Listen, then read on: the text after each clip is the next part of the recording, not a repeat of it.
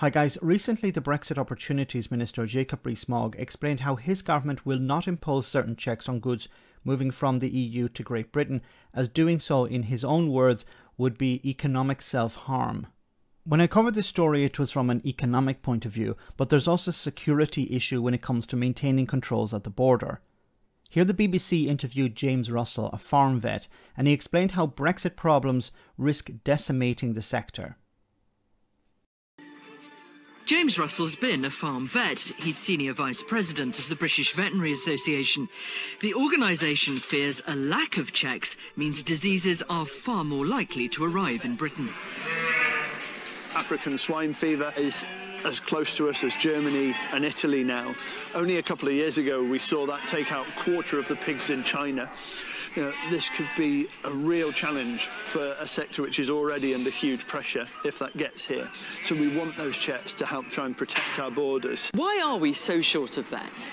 I think we're seeing a combination of the effects of both a reduction in the number of people coming into the country, particularly from the European Union, to join our veterinary workforce, but also a huge increase in the amount of work that we're asking our vets to do. In 2019, around about 1,100 EU vets registered on the Royal College Register.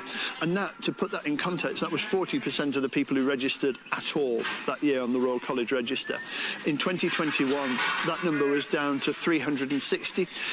There may be some very early indications that that number is starting to creep back up, but we do think this is going to remain a challenge for us. So there you have it. The ending of freedom of movement is resulting in fewer vets being available. Now, he pointed out how, and this is a stark number, 40% of all registered vets in the UK were from the EU back in 2019. 1,100. 40%. And it had dropped to 360 in 2021. So it means that there is a shortage, a clear shortage, because obviously there are vets who are from the UK who register, but there are also a problem that when vets retire, they have to be replaced. And Brexit has put a brake on that replacement. It hasn't reduced it completely to zero, but it has made it more difficult. The idea also that if you have fewer vets, it means there's a bigger workload for a smaller number. But also because of Brexit, there's also a bigger workload, because all these new checks have to be carried out. So these checks were not required before. Not all of them. Some of them, of course, were taking place. But there are more checks now, more checks further down the road as well. Jacob Rees-Mogg has postponed these things, but these checks will eventually have to come in. So this is extra work for fewer vets.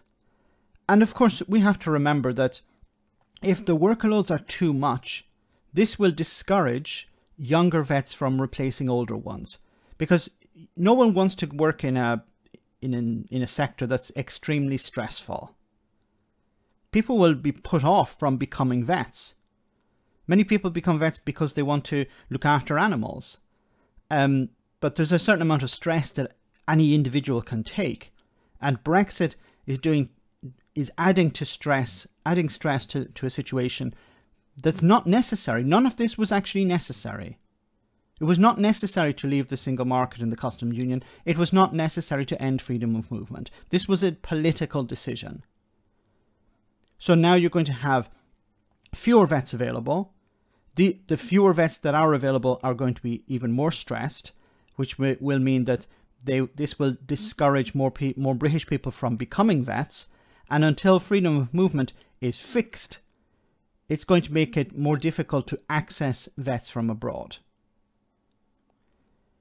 Let me know in the comment section, guys, what you think about all of this. As always, your comments are greatly appreciated. Thanks a lot.